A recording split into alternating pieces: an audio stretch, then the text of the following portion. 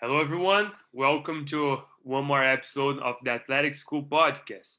Today, we're going to talk about 5 ways to improve your performance. And our guest speaker is Austin Ross. So, Austin, thank you so much for joining us.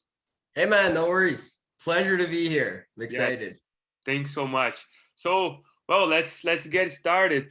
Let me tell me a little bit more about these five ways. I know that one is mindset, and I think it's the most important one.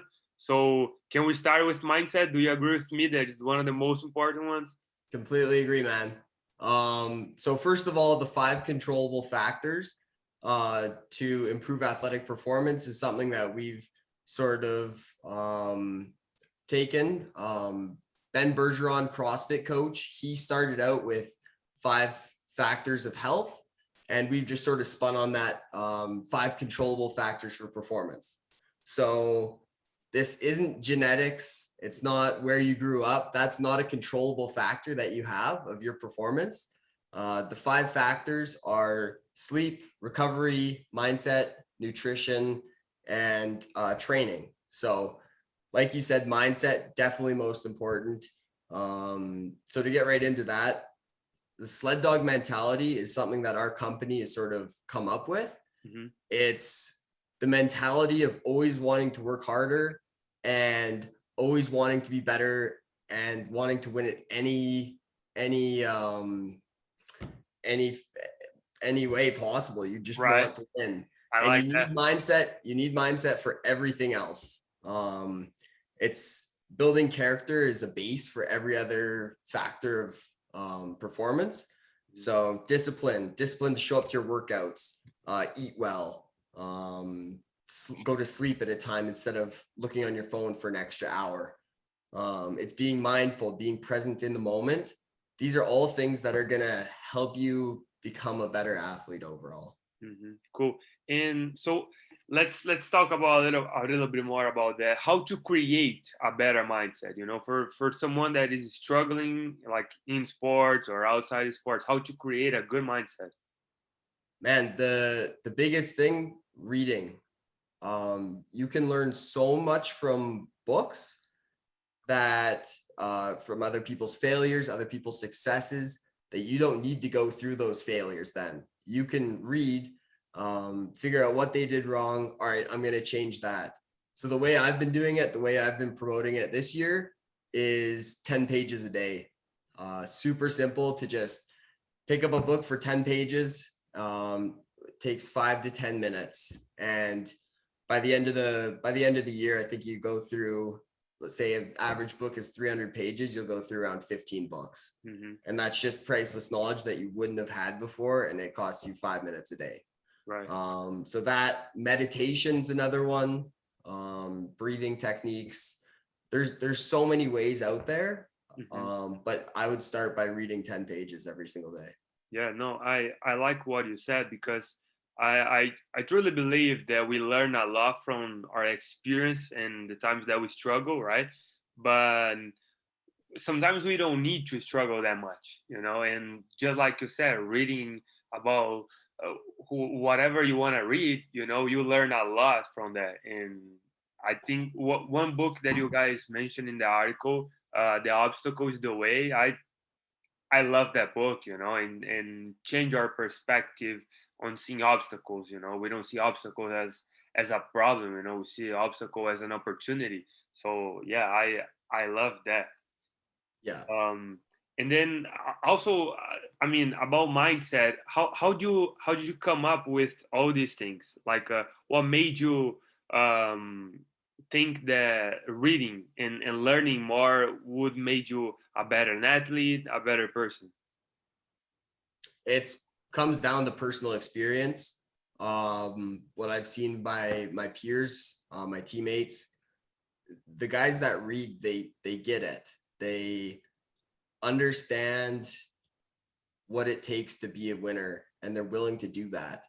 I found the first book that I took seriously and started reading was Chasing Excellence by that same coach that I was talking about, and it showed me that you have control over your athletic performance. It's not just oh, my coach is an asshole, I'm not going to play good today. Like you have control. And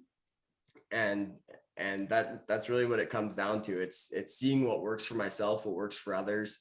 So reading, meditation, those are things like, if I'm having a bad set, I can sit down, take 5 breaths, and I'm good to go and reset. So Hmm. it's a lot of trial and error. What works for me might not work for other people. But yeah, it's all personal experience. Right.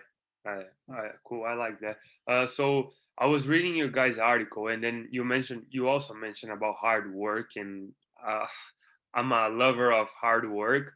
Uh, Yep. but you guys mentioned about the flow state. You know, could you talk a little bit more about that? How to get there? What it is? So the flow state is something that if you're an athlete and you've ever experienced it, you'll know what I'm talking about. It's that period of time in a game or even practice where just nothing goes wrong. You're making every good pass, all the good plays, no negative touches. And to get there, it comes down to being mindful.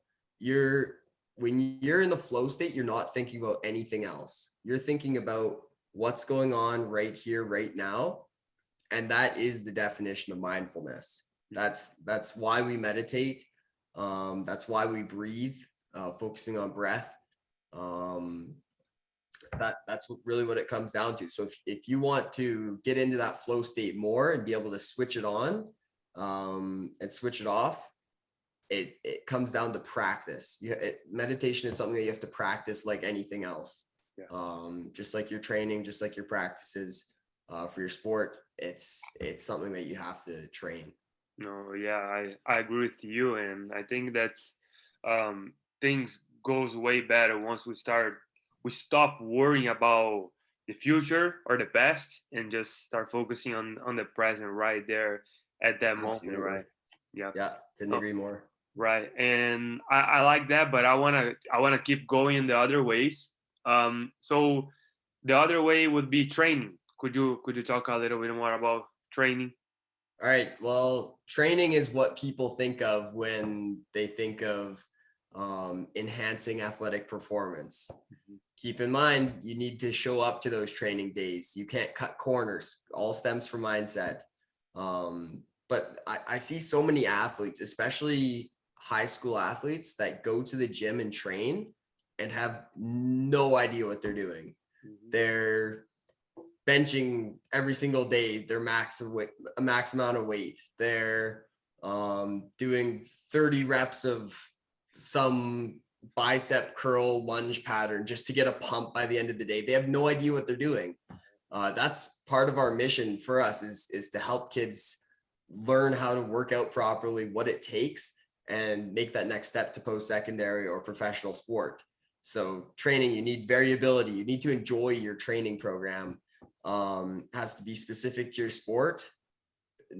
That's something that can come second in high school. It doesn't have to be sport specific. You just have to train, build strength, build power, whatever your sport entails. And you have to overload constantly. It can't be that same. All right, I'm going for my max today every single day, or you do 20 reps every single day. It has to be progressive and overloading each exercise um over time, or you're never going to get better. You're going to stay the same. Mhm. So basically, what you're saying is to like get out of the comfort zone. Am I right? Yes. So yeah, I think that's for athletes that's huge, but also for us human beings, for us to achieve anything, it's so important to get out of that comfort zone. Um, but I think it's really hard for some people to find out that they are in the comfort zone. You know, some people just don't know that they are there. So like, is there any tips, any advices that you can give to people to figure out that they are in the comfort zone and You have to have that mindset again. It uh, comes down to mindset again. You have to know, okay, this set of sprints, this is hard as hell, and I don't think I can finish. let's go until my legs fucking give out. Cause that's what it comes down to. You have to stress your body beyond its normal comfort zone, or you're going to stay the same. It's pretty simple. You can take that in any walk of life. You have to be uncomfortable to be comfortable later on. And it'll transfer to sport. Like if you're a hockey player and you're doing sprints or suicides in the off season and you push yourself past that point, well, guess what? Overtime or third period, when the game's on the line and you have to score, your legs are yelling at you, but you know that you can go further. It's that mental component. And yeah, that's how you do it. You have to constantly be pushing yourself. Right.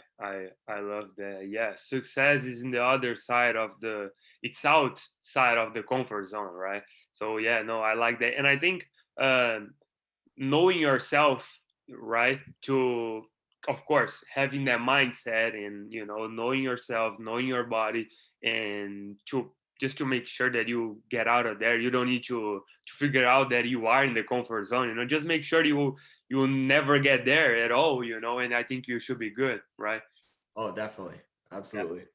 So the third one that I saw was sleep. Okay, so how important is sleep? I think a lot of people um, misunderstand sleeping and recovering. So if you could talk about that a little bit. Yeah, for sure. Sleep isn't something that you can just go without. And oh, I feel kind of shitty today because I didn't get a good sleep. There's so many more things that happen when you're asleep than just what you feel like when you wake up. Sure, that's a huge component of it, but protein synthesis, the act of actually building muscle, happens during your sleep. You have so many neurological adaptations. Say, for example, you're tweaking your jump shot in basketball, and that day your coach taught you to put your elbow just a little bit in from your normal way, and you take 30 reps of that. If you go home and have 3 hours of terrible sleep, you're not going to retain that for the next day.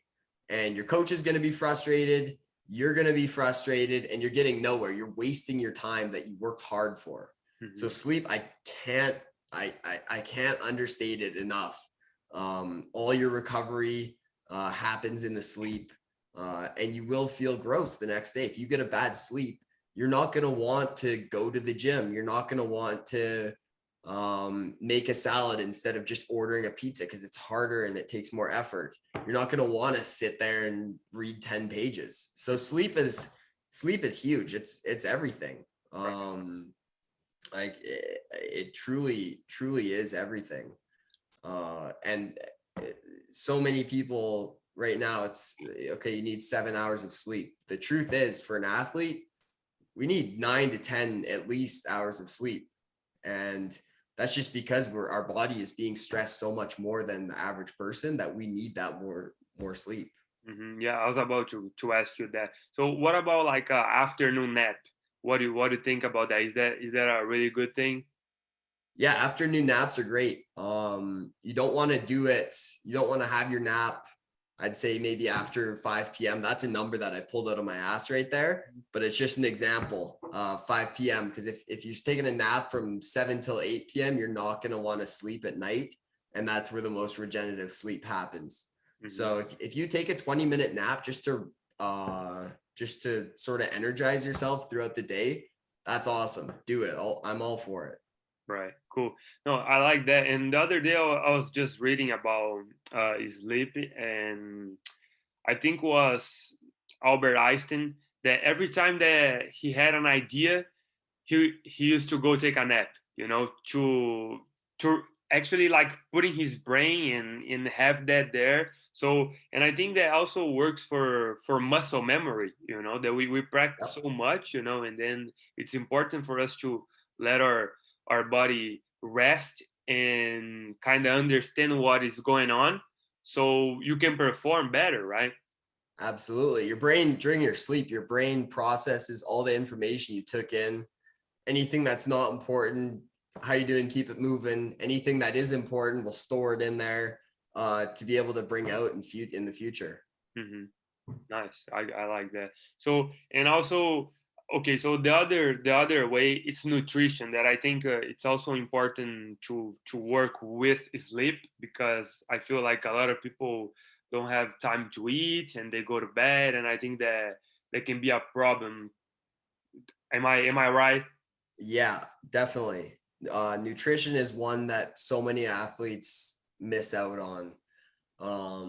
You see it everywhere. Somebody will kill it. They'll kill it in the gym for an hour and a half, 2 hours. They'll have a great session, and then they'll go home and not eat.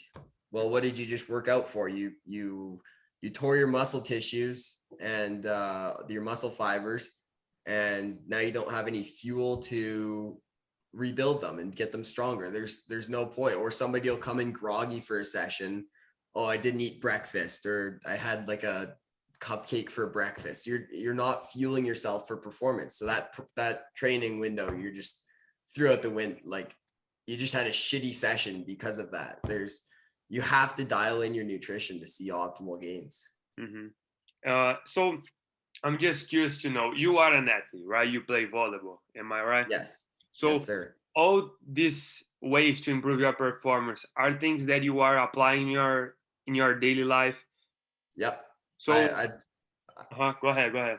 Yeah, well, I try and drink my own Kool-Aid, right? If I'm saying this stuff and my athletes that I work with don't see me doing it, but I'm telling them to do it when we're in the same place, what the hell is my word good for? So I'm trying to connect all these, and it can be hard. All like balancing these five things along with for post-secondary or high school students, or yeah, students, school as well, friendships. Some things have to go out the window, right? So it's a tough balancing act, but I So, absolutely uh try and do so them. like how? Tell me about your day. What is the first thing that you do in the morning until, and tell me what you do until you go to bed. So like how works for you? Yeah, well, it changes. Right now we're in the off season, so don't have practices to go to. I'll give you an example of in season though. So normally I wake up around, what would it be, 6:30 a.m. I get a solid breakfast in. I usually have oatmeal, toast, eggs, and go to training for my athletes. So I'm training athletes. So that's their morning session. I'll go to class, have snacks throughout class, and then I have a workout, usually around 3 p.m. Depends on the day, of course. What But I'm kind of snacks? What kind of snacks do you have? sorry. What kind of snacks do you have like when you are in class? What kind of snacks you do you have? If I have a workout coming up, I'm trying to get carbs in. You need carbs. That's your source of energy. And frankly, you need it or else you're gonna have a shitty workout. Hmm. I'm not talking the bad carbs. I'm not talking a pack of Skittles that I'm gonna eat during class. That's not a snack. You'll Right. have a like a salad, or if it's going to be a longer workout and you have a little bit more time to digest before it, I'll have some rice with some chicken, um, fuel myself for my workout, and then I have my session, work as hard as I can during it. There's no point really in slacking off during it. You have to go as hard as you can. After I finish foam rolling, always foam rolling. Uh, Go home, protein shake.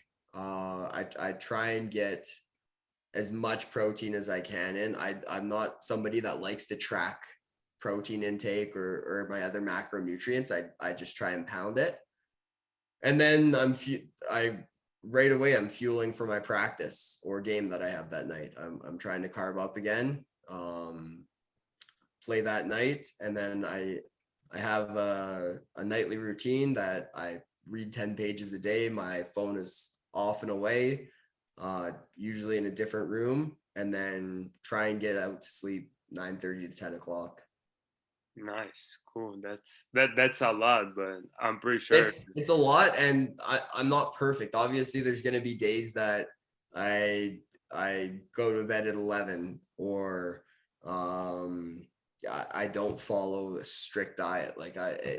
it, the biggest thing with all of this is it has to be sustainable. If things aren't sustainable, it's never going to work. Mhm. So No, yeah, I agree with you. And the other day, our guest speaker was mentioning how finding balance in his life helped him improving his performance. So, like maybe one day stay late at night and hang out with the friends, yeah, and do something different, play a little bit of video games, so he can you know let that stress out a little bit, and then do it again, and then that helped him improving his performance. And to be honest, something that I struggle with. Like I always think, oh my god, I should be training, I should be practicing, but like you said, we are not perfect, and we're always trying to learn and find different ways to improve our performance.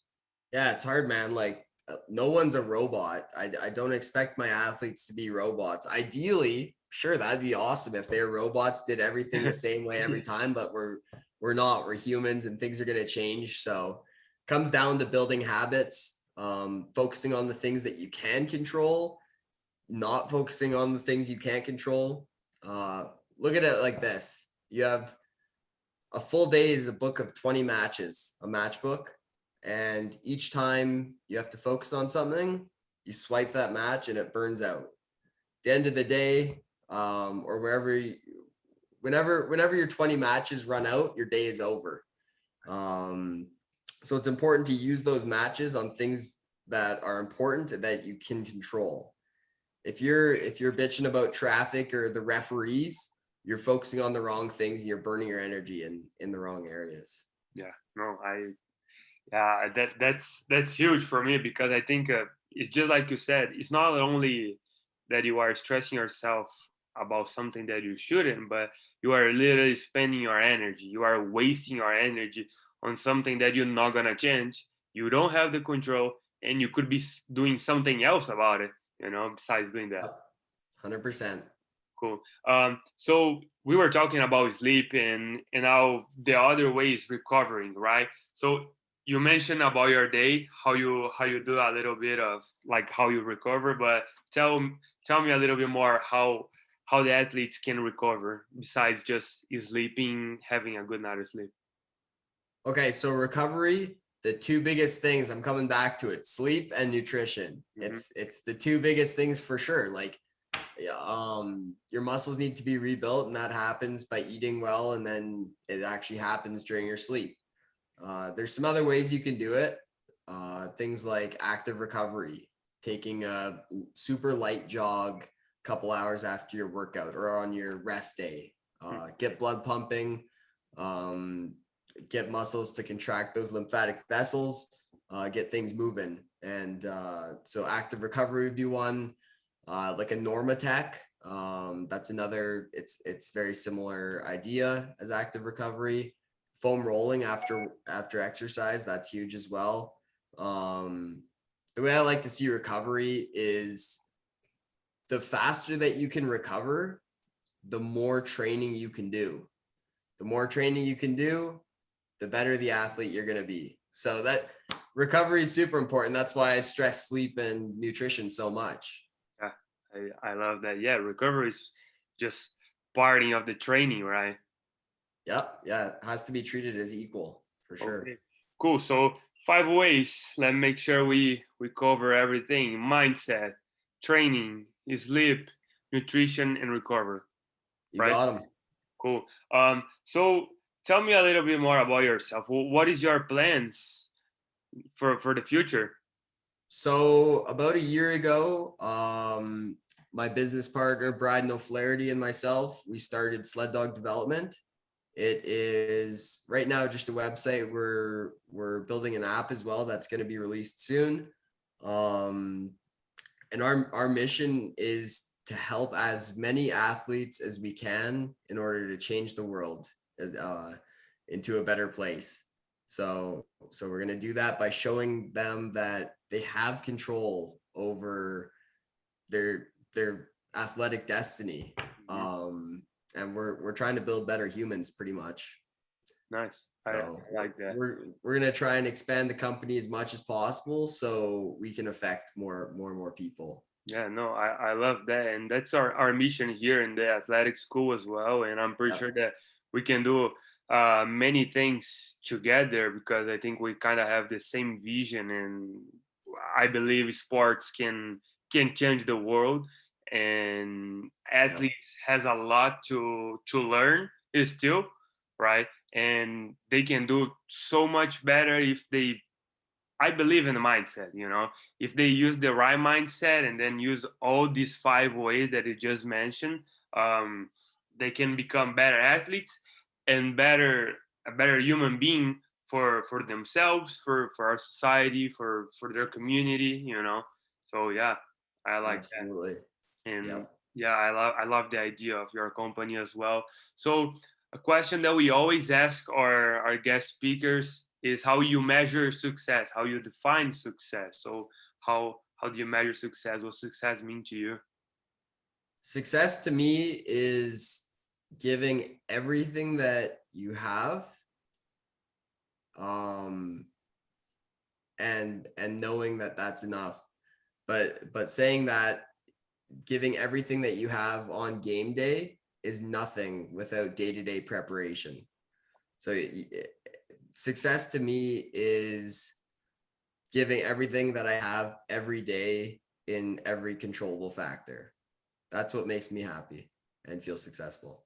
I I like that. I like what you said about game day because many people think it's just get in the court, get in the pitch, and just give everything that they have. But actually, well, did you do your homework before? You know, It's the furthest thing from it. Yeah. right? So one of our guest speakers, he mentioned he has a video going on social media that he says that lazy people do a little work and think they should be winning, and winners work as hard as possible and still worry if they're being lazy, you know. So I think that matches a lot of what you said.